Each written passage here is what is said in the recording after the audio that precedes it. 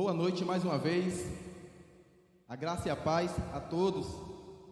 Como é perceptível aí a cada um de nós, estamos com alguns problemas técnicos, mas a palavra de Deus, assim como está escrita em Atos, no seu capítulo 28, verso de número 31, essa mesma palavra, ela deve ser pregada sem impedimento algum, e nós temos a certeza de que essa noite ela será pregada mais uma vez para a honra e glória do nosso Senhor Jesus, amém?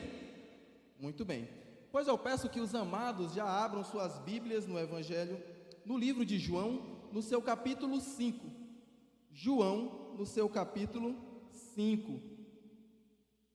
Agradeço aqui a oportunidade que Deus me concede mais uma vez de trazer a palavra, como também aos queridos pastores, Ramon Torres, que está de férias, está curtindo ali uns dias de férias juntamente com a irmã Nívia, e o pastor Ramonzinho Laqueden, também, que se encontra ali na Igreja Batista do Primavera, pregando a palavra do nosso Senhor Jesus, e coube a mim essa missão de anunciar hoje aqui na Igreja Batista Memorial, pois nós vamos seguir. João, no seu capítulo 5, diz assim a palavra do Senhor: Depois disso, Jesus voltou a Jerusalém para uma das festas religiosas dos judeus.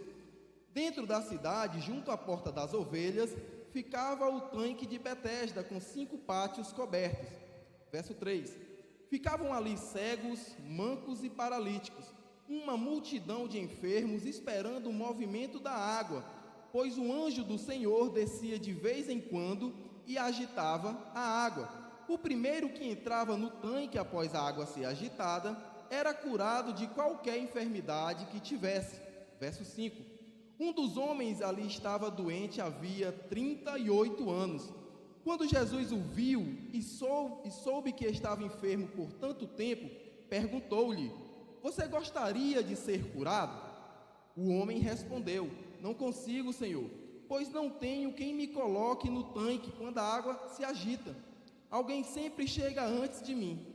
Jesus lhe disse: Levante-se, pegue sua maca e ande. No mesmo instante o homem ficou curado. Ele pegou sua maca e começou a andar. Uma vez que esse milagre aconteceu no sábado, os líderes judeus disseram ao homem que havia sido curado: Hoje é sábado, a lei não permite que você carregue essa maca. Mas ele respondeu: O homem que me curou disse: Pegue sua maca e ande. Quem foi que lhe disse uma coisa dessas? Perguntaram eles. Verso 13. O homem não sabia, pois Jesus havia desaparecido no meio da multidão. Mais tarde, Jesus o encontrou no templo e lhe disse: Agora você está curado, deixe de pecar para que nada de pior lhe aconteça. O homem foi até os líderes judeus e lhes disse que tinha sido Jesus quem o havia curado. Oremos. Senhor nosso Deus, nós te agradecemos, ó Pai, pela oportunidade de mais uma vez ouvir a tua santa palavra, que nessa noite essa mesma palavra encontre corações e mentes como um terreno fértil, a semente que é o teu evangelho, e que no tempo certo, que é o teu, ó Pai, essa semente cresça, floresça, frutifique, dando excelentes frutos, principalmente o de arrependimento e de reconhecimento do Senhor, do teu Filho amado como único e suficiente Salvador. É assim que eu oro, em nome de Jesus, amém. Pois muito bem, pessoal, nós acabamos de ler aí João no seu capítulo 5, do verso 1 até o verso 15. Mas uma coisa que me chamou a atenção durante a leitura do capítulo 5 foi o final do verso 54 do capítulo 4, onde diz assim: Esse foi o segundo sinal que Jesus realizou na Galileia, depois que veio da Judéia. Ora, se esse, do versículo 4, verso 54, foi o segundo sinal, Jesus já tinha feito um primeiro sinal. E que primeiro sinal foi esse? Lá no capítulo 2, Jesus ele faz o primeiro milagre, ele transformou água em vinho. Depois do primeiro milagre, Jesus, logicamente, fez o segundo milagre, que foi esse: a cura do filho de um oficial, que está relatado aí no capítulo 4. E Jesus nesses dois milagres, nós temos alguns pontos que são interessantes. O primeiro ponto, lá na transformação da água em vinho, como também dessa da cura de um oficial, foi que as pessoas se direcionaram até Jesus. O vinho acabou, Maria foi até Jesus e falou o que tinha acontecido. Logo depois, Maria deu a informação aos trabalhadores para que fizessem tudo o que Jesus o ordenasse a fazer. E assim foi feito, e a água foi transformada em vinho. No segundo milagre, da mesma forma, aquele oficial, sabendo de que Jesus estaria a passar naquela região, ele correu em direção a Jesus, por quê? O seu filho estava enfermo, estava ali em leito de morte. E ele olhou, ele já ouvia, já sabia quem era Jesus, porque as informações, as notícias, elas corriam de forma muito rápida. E ele se direcionou. Chegando até Cristo Jesus, ele implorou, clamou, e Jesus falou: bem, pode voltar que o seu filho estará bem. E quando esse homem retorna, no meio do caminho, ele encontra algum dos seus servos, onde os servos falam: o seu filho está bem, foi curado. E automaticamente ele se lembrou do que Jesus falou, do milagre que ali tinha se estendido até aquela casa, e aquele homem e todos da sua família creram em Jesus. Ponto muito importante. E quando nós olhamos no capítulo 5, Jesus chegando ali, naquele local do templo, já em Jerusalém, saindo ali já da Galileia, Jesus ele adentra o templo e ele se desloca, ele vai em direção ao que nós chamamos, aqui a Bíblia coloca aqui como tanque de Betesda. E quando eu fui fazer uma pesquisa do que significava tanque de Betesda, significa casa de misericórdia, casa da bondade, da benignidade, enfim, coisas relacionadas a esse tipo. E naquele local existiam ali cegos, mancos, paralíticos e uma multidão de enfermos, como o texto aqui bem relata. E acontece também que Jerusalém, nesse período, estava tendo uma das festas mais religiosas dos judeus. Jesus Cristo, judeu, foi a Jerusalém para cumprir mais um desse rito de uma festa religiosa. Eu não sei quantos aqui já foram em algum festejo em cidadezinhas. Quando aquela cidade está em festejo, ela fica lotada, fica tomada de gente. E não era o contrário aqui também em Jerusalém. Nós sabemos que as festividades, cada judeu deveria ir, e devia ter uma multidão de judeus ali naquele local para essa festividade. Não sei qual era, poderia ser a Páscoa, poderia ser festa de Pentecostes, poderia ser a festa do Tabernáculos. A Bíblia não coloca, mas só diz que era uma festividade, e que assim Cristo Jesus foi. Se direcionou ao templo, em específico esse local, o tanque de Betesda, e encontrou ali aquele homem. E é interessante que quando nós corremos sobre o texto ele coloca que aquele homem estava enfermo havia 38 anos. 38 anos acometido daquela paralisia que logicamente lhe tirava os movimentos. E um outro ponto interessante é que esse homem ele não era paralítico de nascença. Ele tornou-se paralítico de um período dali para frente. De certo que há 38 anos ele se encontrava naquela enfermidade. E tanto ele como aqueles outros estavam naquele tanque esperando um suposto milagre, um suposto anjo que uma vez na vida e outro na morte, como nós dizemos aqui, descia, agitava as águas e o primeiro que chegasse teria ali a cura da sua enfermidade.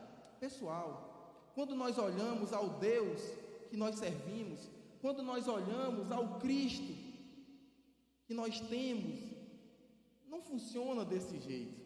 O primeiro que chegar será atendido, o primeiro que chegar terá a sua bênção. Não é assim. A graça, a misericórdia, a bondade de Deus, ela alcança a todos. Não tem uma ordem de prioridade.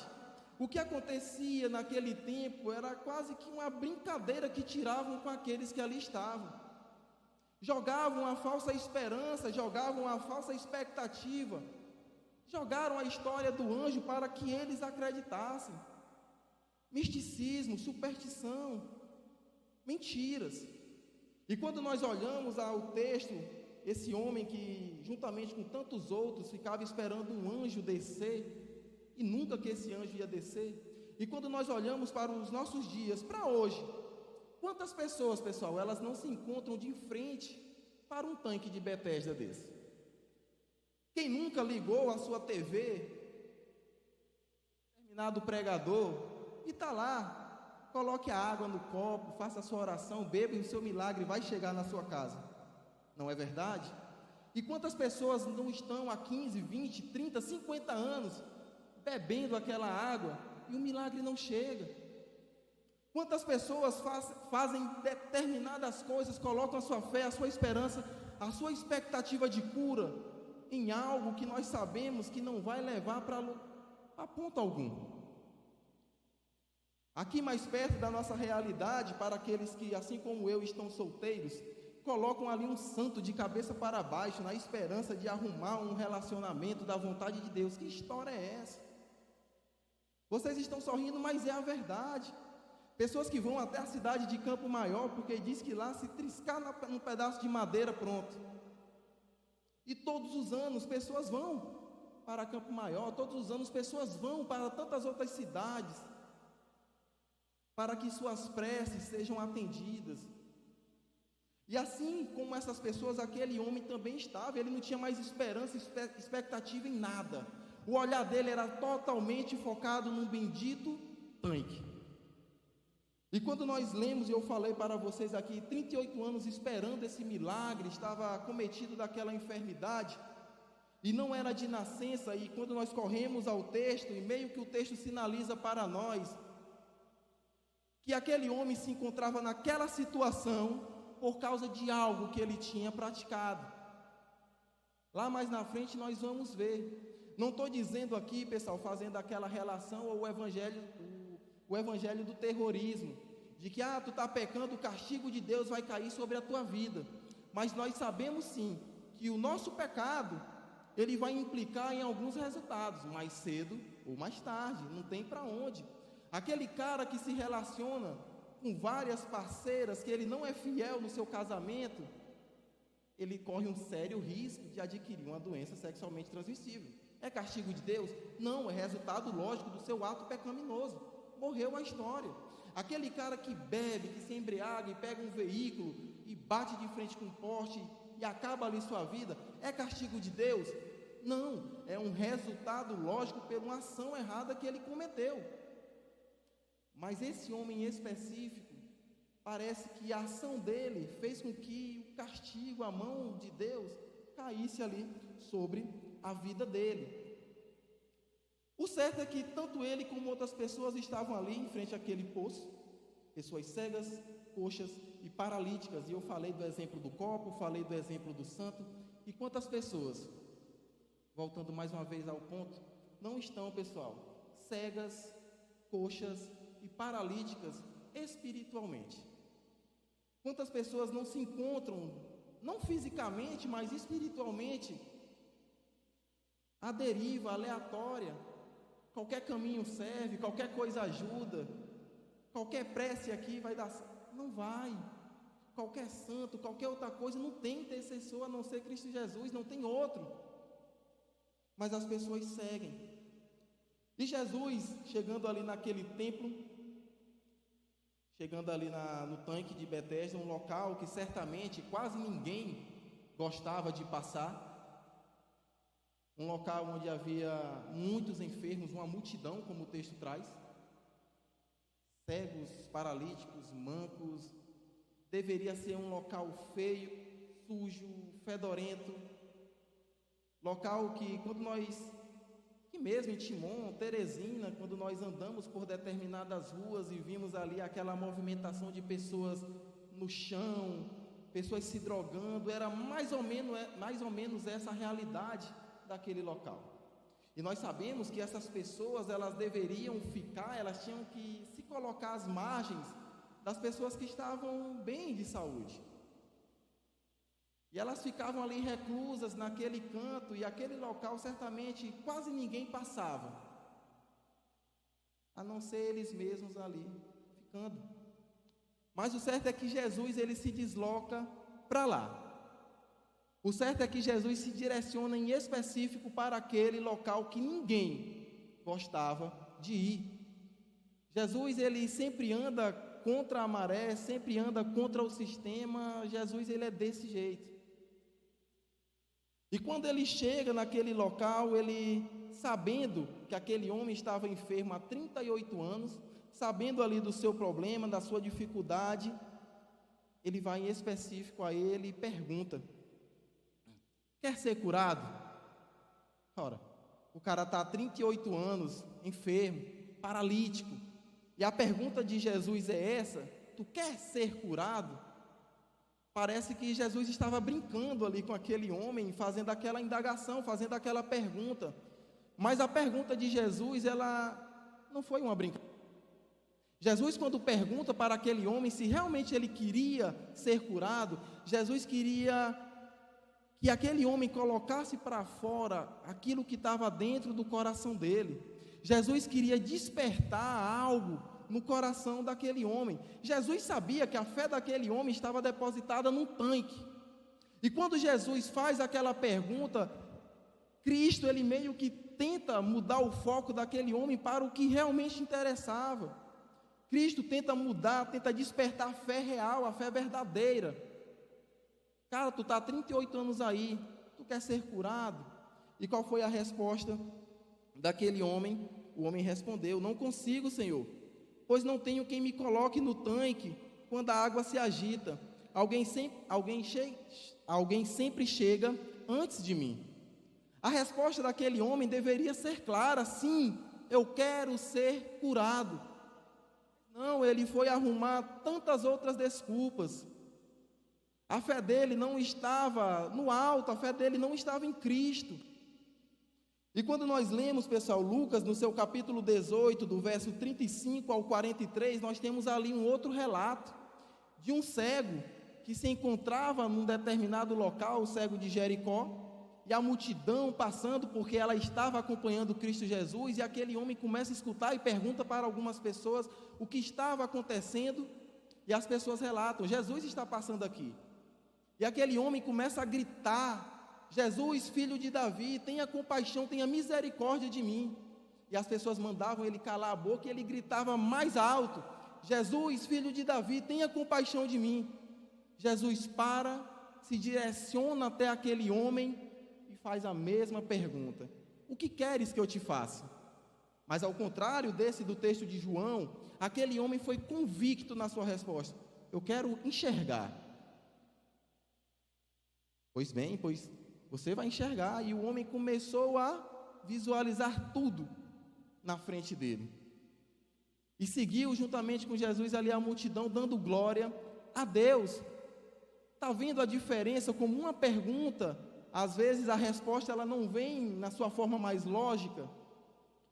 Muitos de nós, quando enfermos, quando adoentados em nossas casas, essa pergunta ela bate assim: cara, tu quer ser curado, tu quer ficar bom? Muitos até param: não quero não. Ora, mas rapaz, eu doente, eu fico em casa, não vou trabalhar, não vou para o colégio, não vou para a faculdade, mamãe traz o café aqui na mesa, o almoço colocado ali certinho, eu ficar bom? Quero nada. Aqui eu tenho a atenção de todo mundo, tudo que eu peço chega a mim, não quero ser curado.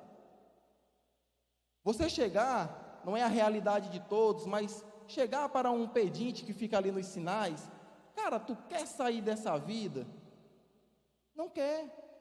Não estou dizendo que todos, mas uma parte não quer. Por quê? Porque ali ele recebe esmolas, recebe ali um dinheiro. Não, aqui está bom, eu recebo. Se eu ficar bom disso aqui, eu tenho que ir trabalhar. Então, está tranquilo, está cômodo desse jeito. Cristo Jesus, mais uma vez, ele queria despertar naquele homem a fé. Aquele homem, ele estava frente a frente com aquele que realmente poderia o ajudar. E ele não percebeu, ele não identificou o que Cristo Jesus estava querendo despertar nele. É como se a pergunta de Jesus, no lugar de, ei, tu quer ser curado? É como se Jesus perguntasse para ele, eu posso fazer isso, tu quer? Eu posso te curar, tu quer? Mas a fé daquele homem estava no foco errado.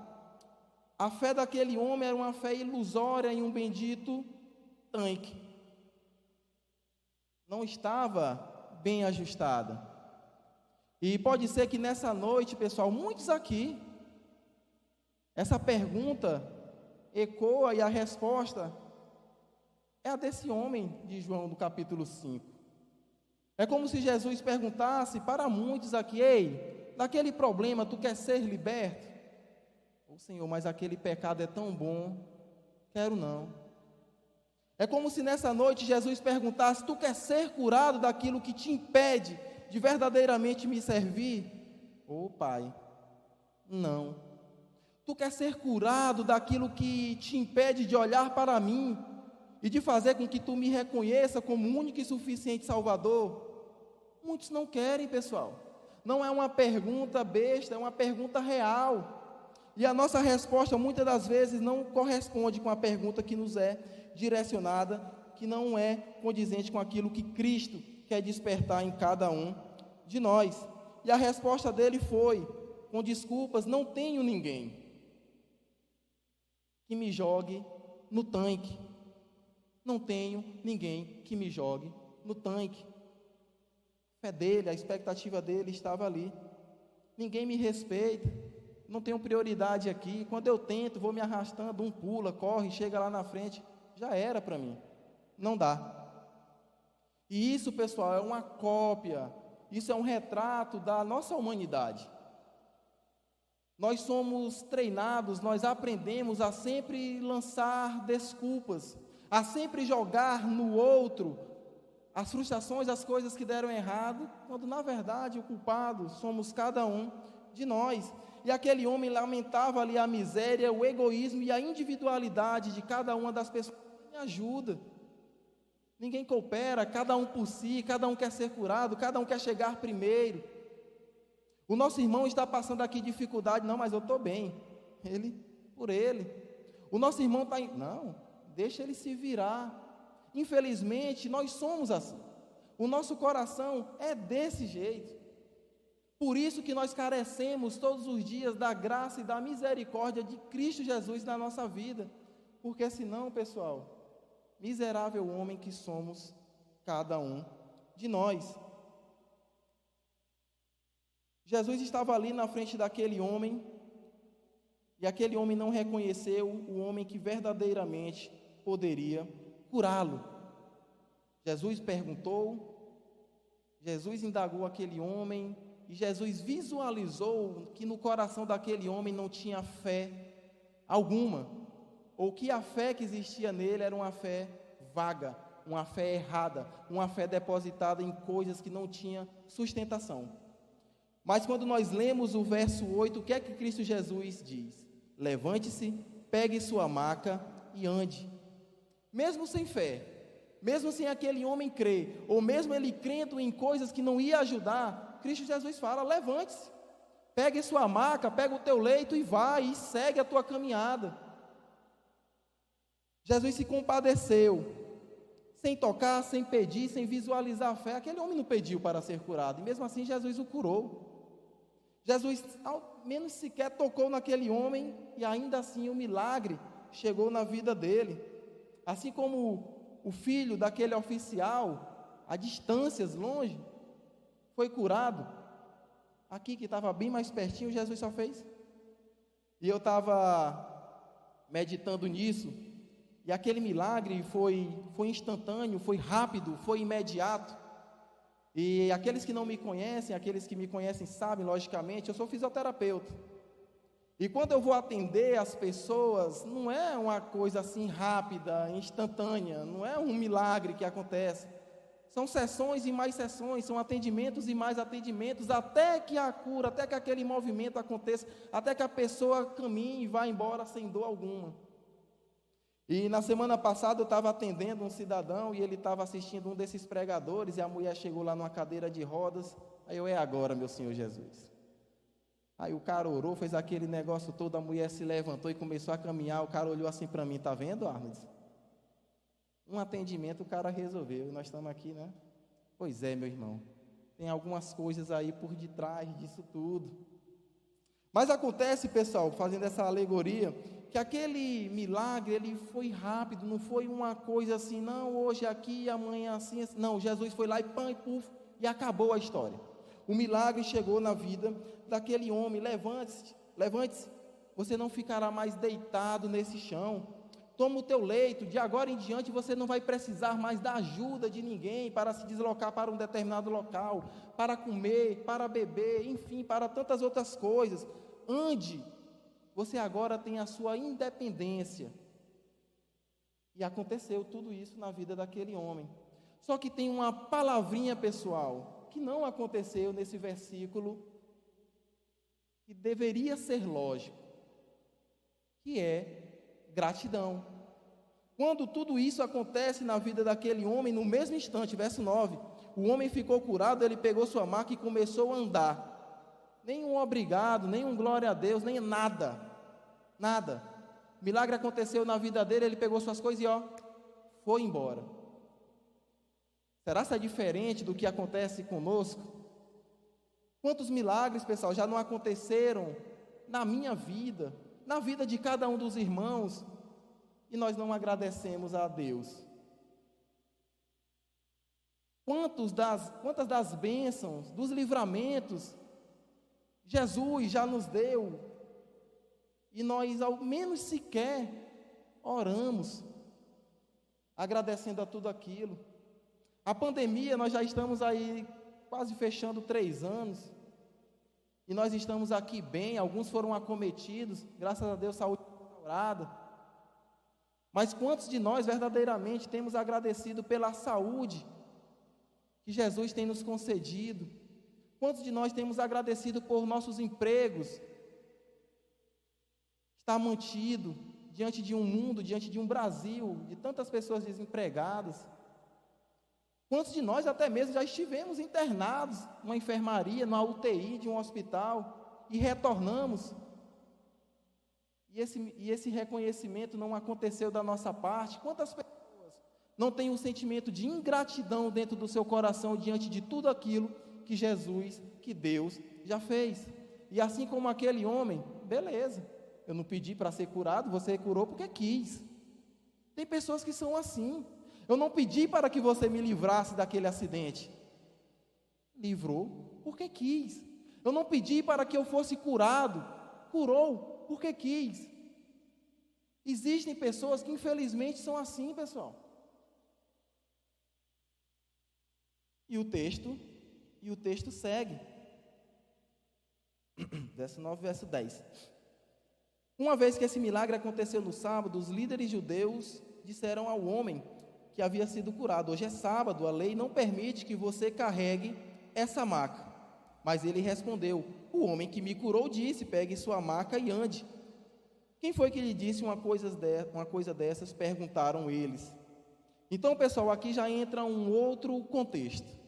A lei de Moisés, ela dizia que ninguém poderia carregar a maca, poderia fazer qualquer outra coisa, qualquer atividade no sábado. E quando aquele homem curado pegou a sua maca e ali ele foi obediente a Jesus e seguiu a sua vida, aqueles homens, aqueles religiosos viram aquela cena e olharam assim: opa, vem cá, quem vem cá? Está errado. Você não sabe que a lei proíbe que carregue a maca, o leito, faça qualquer coisa no sábado? Eu sei, mas o homem que me curou disse para mim fazer isso e eu estou fazendo. E aqui nós entramos, pessoal, agora no contexto da religiosidade, do legalismo.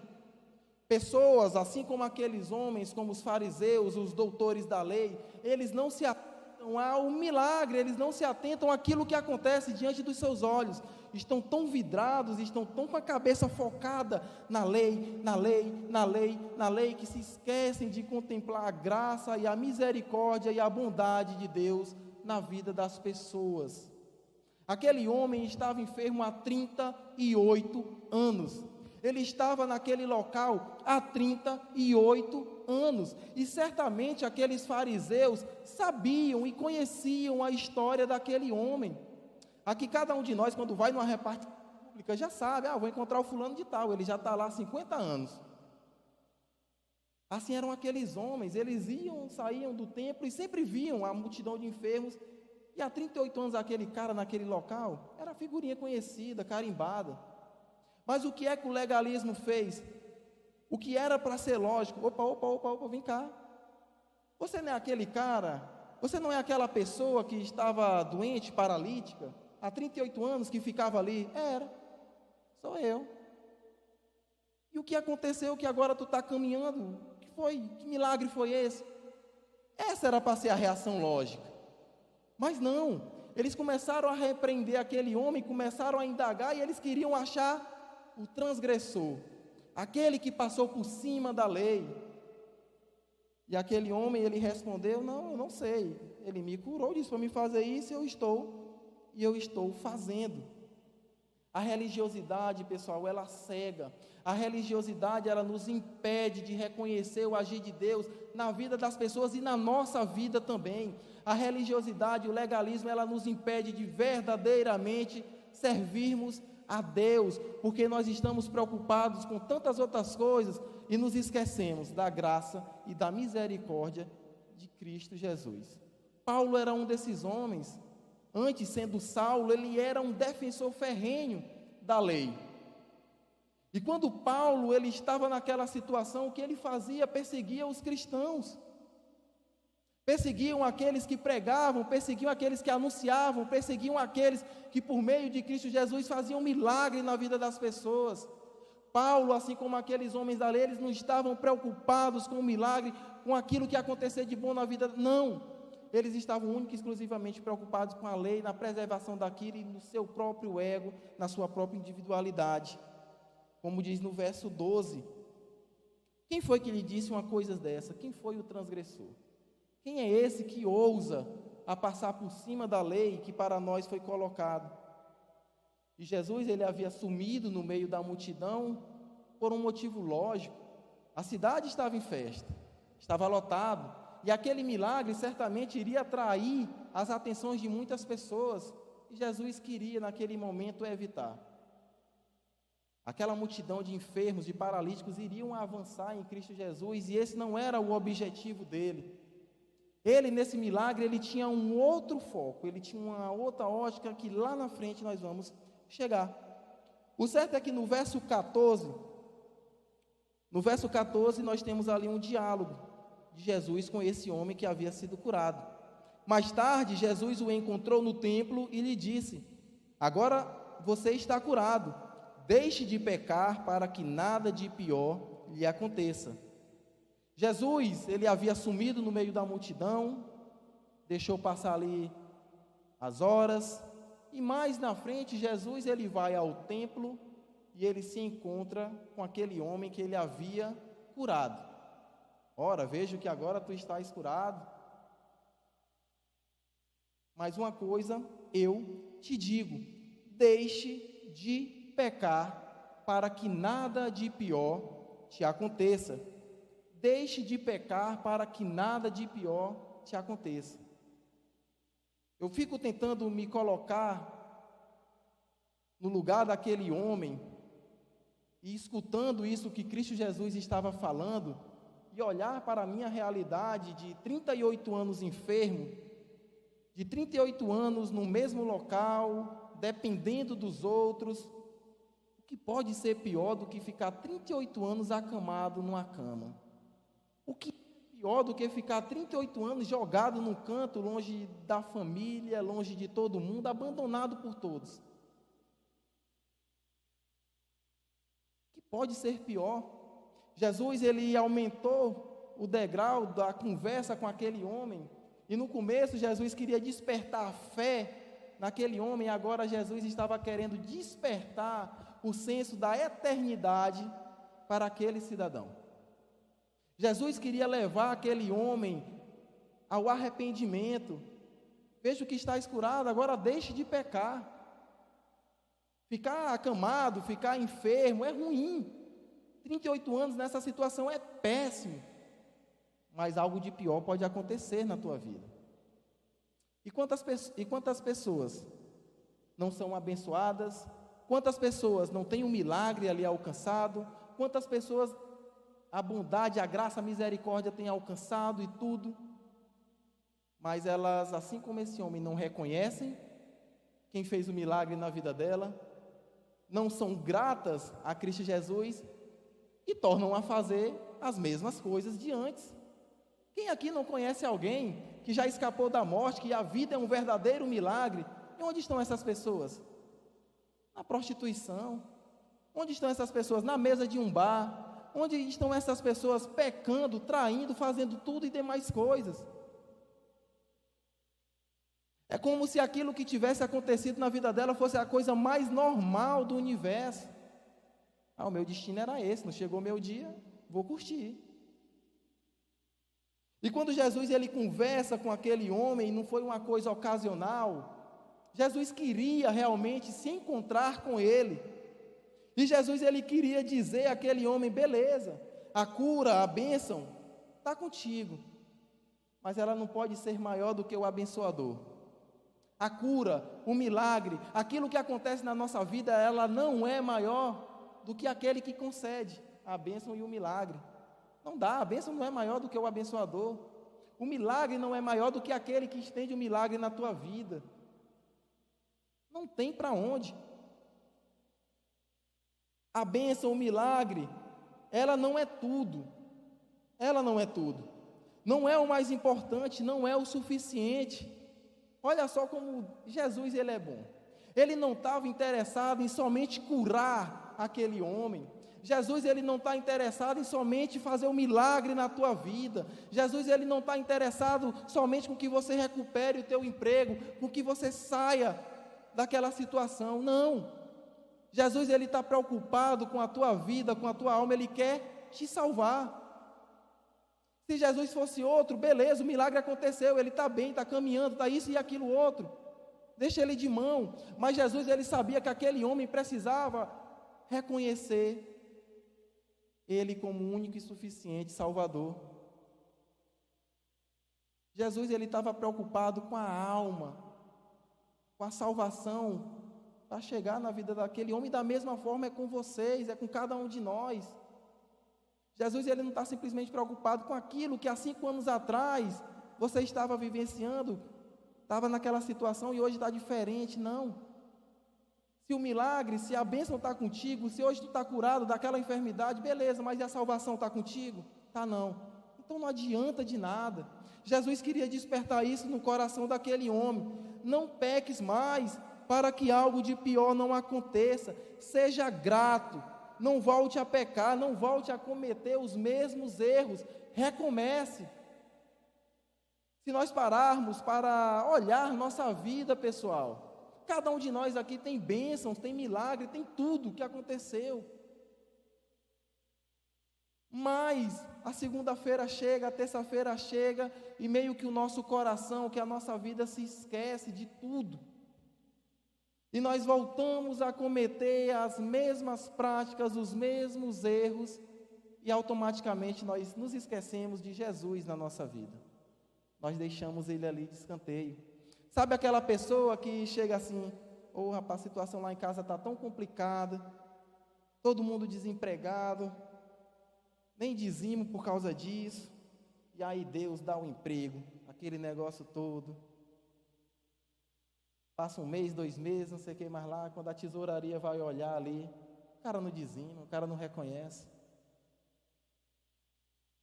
É um exemplo, tem tantos outros. Tem tantos outros, pessoal. Cristo estava dando mais uma oportunidade de recomeço para aquele homem. Mas entrou por um ouvido, saiu pelo outro. São aquelas mesmas pessoas que nós sentamos e conversamos e falamos e anunciamos o Evangelho, e pregamos e vamos na casa e fazemos visita, isso e aquilo outro, e a pessoa se mantém inflexível à palavra de Deus.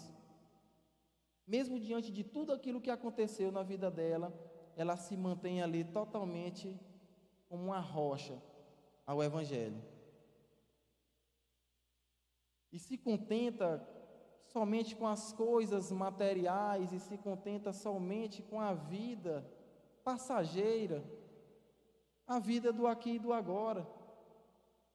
Aquele homem estava preocupado com outras coisas, menos com a eternidade. Aquele homem estava preocupado com tantas coisas, menos em reconhecer Jesus como Salvador da sua vida. Muitas pessoas são assim.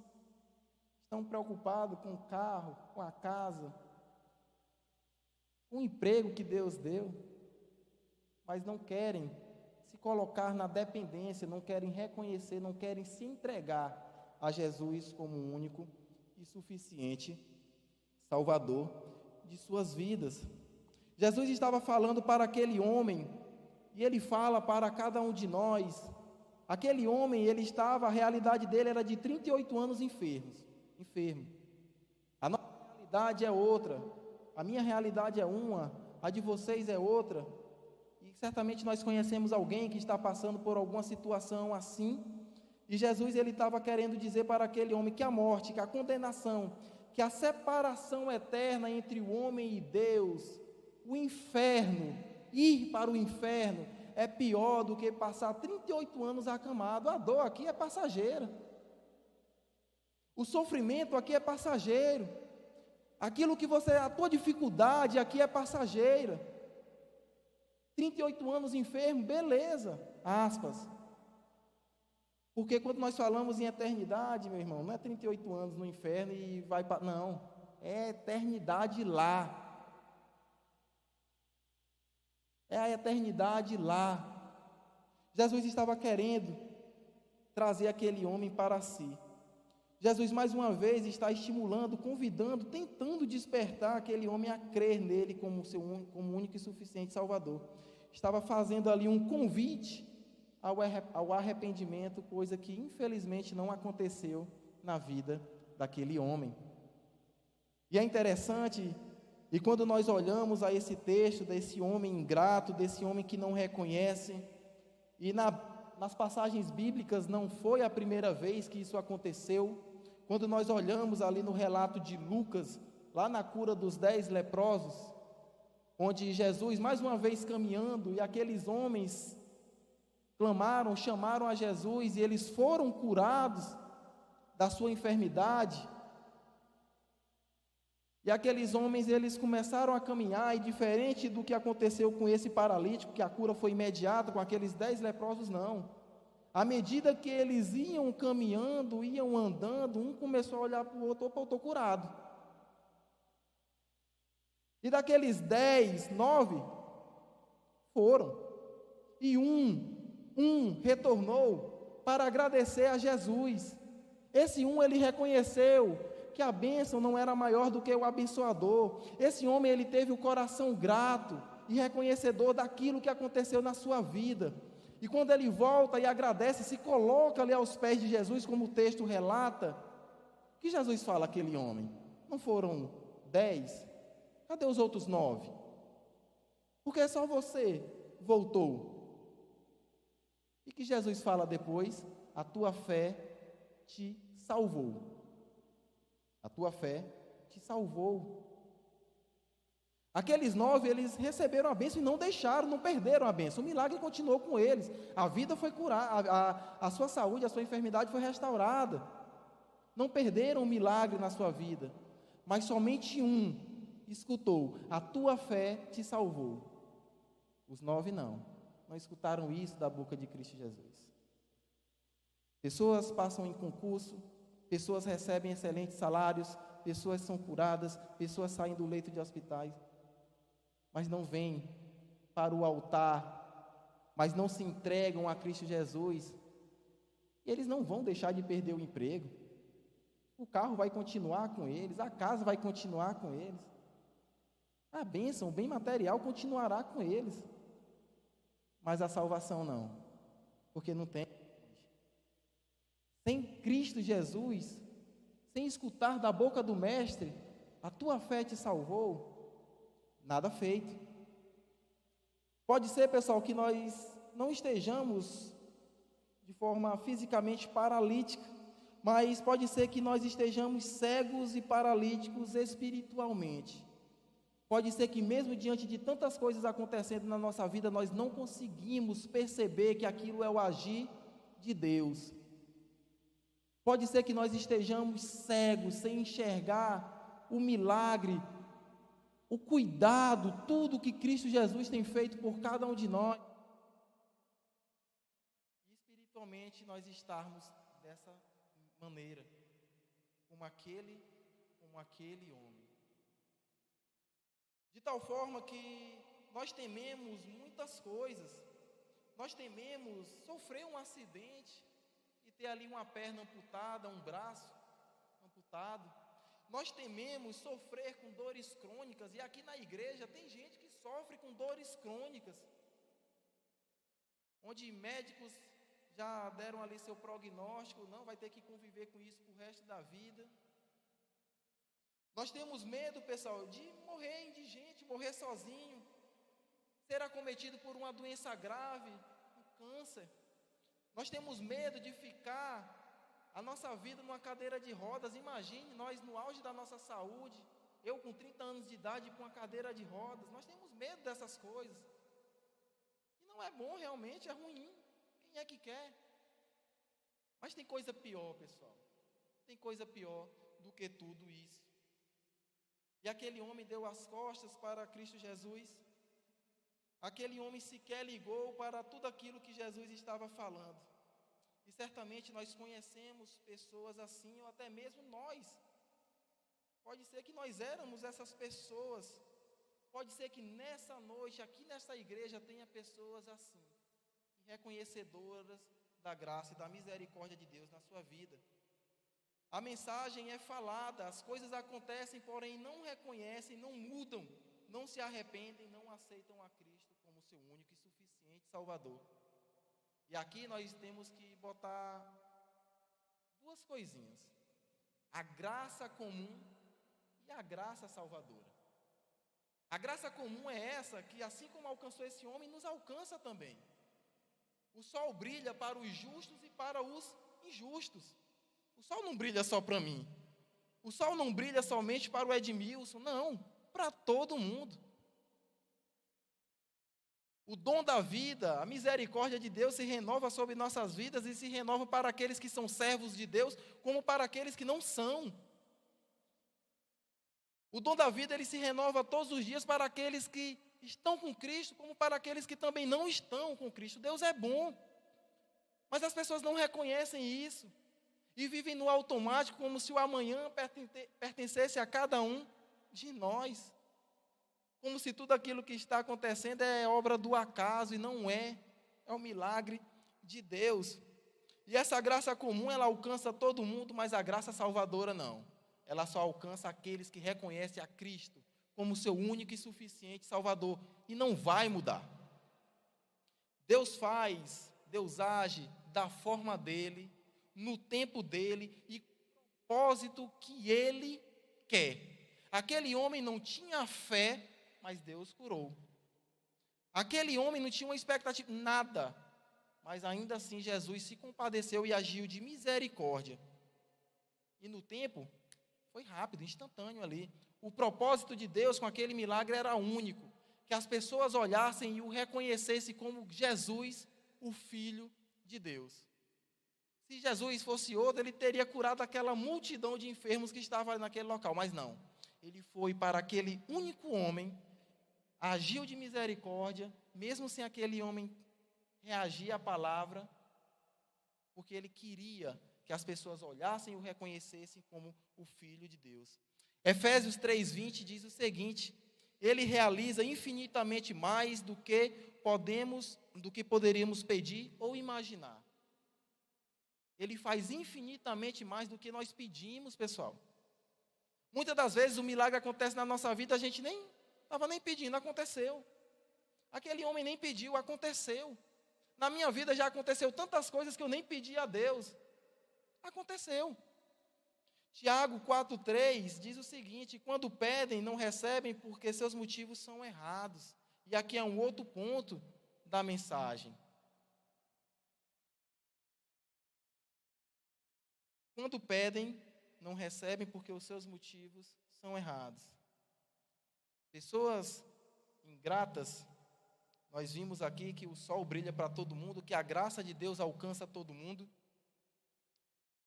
Mas tem pessoas que pedem e não recebem, e se colocam em gratidão a Deus, mas porque o seu coração, assim como o daquele homem até pedia, mas ele pedia com relação ao tanque. Pode ser que o milagre, pode ser que o agir de Deus não está acontecendo na tua vida, porque você está pedindo, está se direcionando a pessoas que não podem te ajudar. Ou pode ser que aquilo que você está pedindo é errado diante daquilo que Deus tem para você. Mas ainda assim, Ele nos abençoa com sua graça, com a sua bondade e com a sua misericórdia. Nem todos os que são abençoados se convertem. Nem todos os que são abençoados se arrependem. A cura, o milagre, a bênção, como eu falei, a família ali preservada, tudo está acontecendo de forma agradável, mas ainda assim as pessoas são ingratas e não reconhecem. Romanos, no seu capítulo 12, verso 1, diz o seguinte: por causa de tudo o que Deus fez a vocês, por causa de tudo o que Deus fez a vocês, a nós devemos nos colocar como sacrifício vivo, santo e agradável a Deus. Por tudo que Deus fez a mim e a cada um de vocês, nós devemos nos colocar como um sacrifício vivo, santo e agradável a Ele.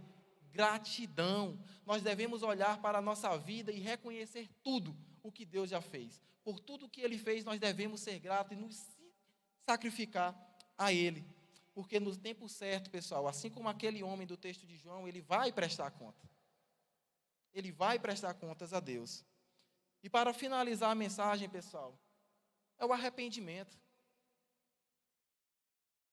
Nós vimos aqui que Jesus, ele fez tudo isso para se tornar reconhecido como Filho de Deus. E ele não fez somente o milagre e ficou satisfeito com aquilo, não. Ele queria salvar aquele homem e ele quer salvar também você. Jesus a todo instante convida, tenta, estimula aquele homem a se arrepender do pecado que levou ele a ficar 38 anos paralítico. Da mesma forma, nessa noite, pessoal, Cristo Jesus convida cada um de nós ao arrependimento. Eu não sondo, eu não conheço, não sei a realidade, eu não sei do coração de ninguém. Mas Ele sabe. Não sei o que você está enfrentando, não sei as lutas, não sei o pecado. Eu não sei quais são as suas ações que estão totalmente às margens do Evangelho. Mas Cristo te chama ao arrependimento. Cristo te chama para que você olhe e reconheça tudo que Ele fez e está fazendo na tua vida. Cristo, Ele te convida para que tu olhe o milagre. Cristo, Ele está te convidando para que tu olhe aquilo que Ele tem te dado. Cristo, Ele está te convidando para que você olhe e perceba Ele como seu único e suficiente Salvador. Essa é a mensagem. Talvez aqui nessa noite tenha pessoas que são imensamente abençoadas, mas agem como é pelo meu intelecto, é pela minha inteligência, é pela força do meu braço e não é, meu irmão. É pelo milagre, é pela misericórdia, é pela bondade de Deus. Eu peço que a amada igreja se coloque de pé para que nós possamos orar.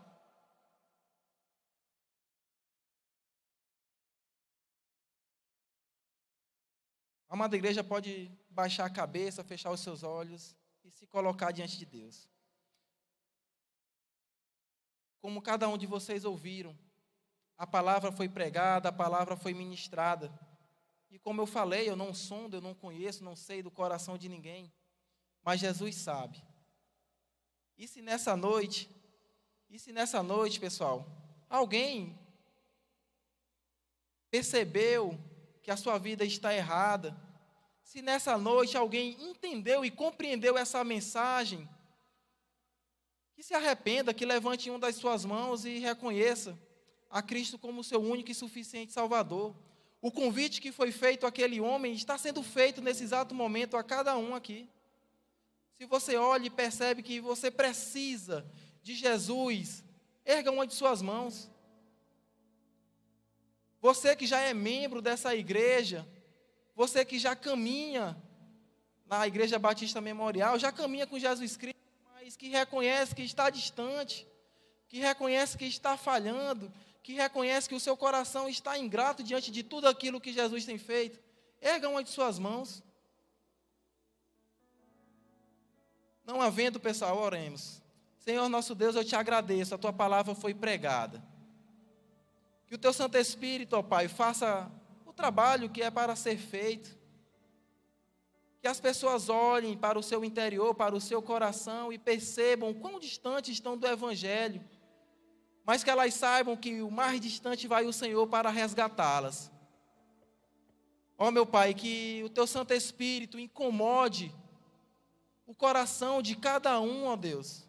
Que o teu Santo Espírito, ó Pai, a todo instante, lembre o homem que ele precisa, que nós precisamos da tua graça e da tua misericórdia, que nós precisamos de Jesus ao nosso lado. Nós sabemos, ó Pai, que é o teu Santo Espírito que faz com que nós reconheçamos o pecado, a justiça e o juízo.